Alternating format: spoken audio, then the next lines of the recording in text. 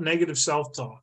Oh, We talk to ourselves ways most people talk to themselves. They wouldn't allow any other human being to talk to them like that. yeah. Yeah. And that's, again, getting those mindset shifts. Oh, I'm such a loser, I'm a fail. No, you're not. and the fact that you're concerned about things and you're worried about the people working for you and things like that tells me you're a good leader. Kat, my first boss after college was Tim Farr. And we did something, we were at the top statistically in our department, company wide. And there was some bigwig in congratulating him. And he went, "It's not me, my team." That lesson stuck with me because we had another manager in that office. It was, look what I did, look what I did. And they had turnover insane in that department because that person had issues. And I had a boss that never, he just passed the credit down and he took the blame when things didn't go well, but he always passed the credit down. It isn't me, it's my team. And I've been fortunate. I can count a few bosses like that. I've had a few good ones over the years when I've not been self-employed. And the worst part about those bosses is you have to work harder for them. Yeah. Because I don't want to ever disappoint or lose respect in their eyes. Yeah, I think that if you haven't watched this series in a sequential order, it would be a good point right now to go back and listen to the energy series, because I think that what we were talking about in the energy series here is that's the natural transition. How do you feel about the position that you're in, even at work or even in that relationship with another person? Because that's the check-in that we referred to in the energy series. Yes, about being point. Around other people. If you are feeling like, hey, this is it, right? I'm watching this Fear of Success series because I think it's relevant to me. One of the things that I always tell people, or I describe a situation to, is called put a shark in your tank. And I love this story. When I heard it, I actually heard it quite a few years ago and I'm still talking about it. So it rang true for me. It was a story about a very high-end restaurant in New York serving seafood. And obviously there is not any kind of seafood organically in New York City. So they were flying it from the West Coast to New York City.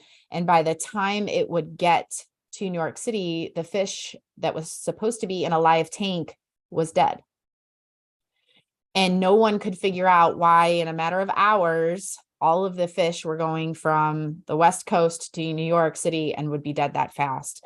And what they discovered was if they put a shark in the tank, that not all of the fish would be alive when they got to them, but a whole lot more of them were.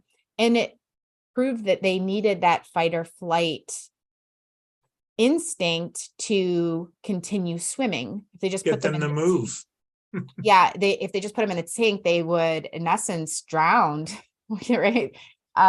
So in the real world application, we need a little bit of competition. We need people around us that are going to push and really encourage us to get out of our box, out of our comfort zone, as my boyfriend tells me all the time, get out of your comfort zone. And and I think that it is extremely applicable to those of us who think, man, I'm tired, right? Like, I'm done working this dang hard.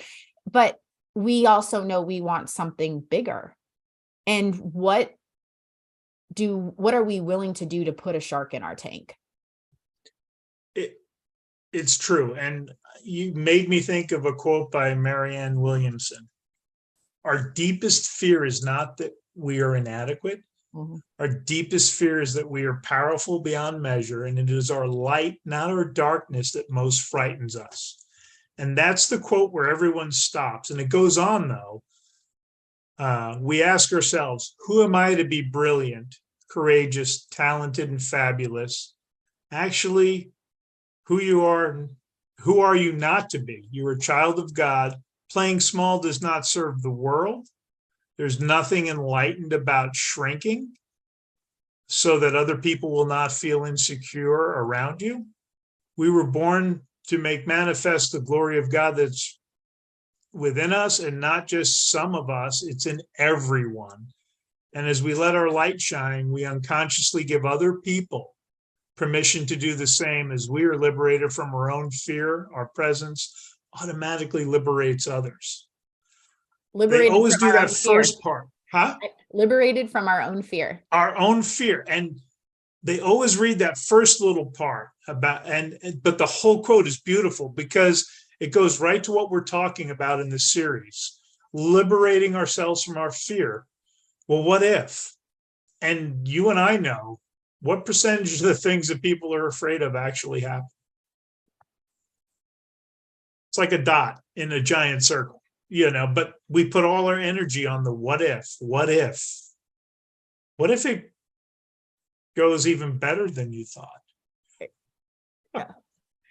So I will tell you another great story about my dad. For those of you who don't know me, I talk about my dad a lot. He's a really good guy. So my dad used to 9 years. My dad has been gone for 9 years. So even 9 years ago, cash was still a thing.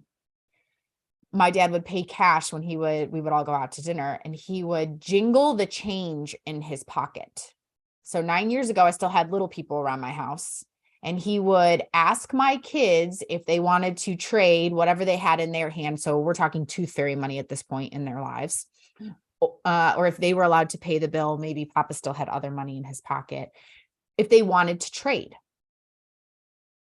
For little kids, this is a big deal because Papa potentially had whatever he in his pocket could be significant. And sometimes they didn't want to trade. Like the $2 bill that came from the tooth fairy was kind of a big deal around our house. But, it could have been, who knows? He was teaching a couple things. Are you worried about what's going on? What happens if you lose? Risk. And my children now, 10, 11, 12, 13 years later, my children have such that fear is so small. Yet as adults, we blow it so far out of proportion. And I wish I would have been the one that was wise enough I feel like once I have grandkids, I feel like I'm going to walk around jingling change in my pocket just to make my, manifest what my dad was doing. But if we thought of it that simple, if our grandfather was walking around jingling change, would I jingle that? Would I trade what I have for potentially the change sound in my dad's pocket?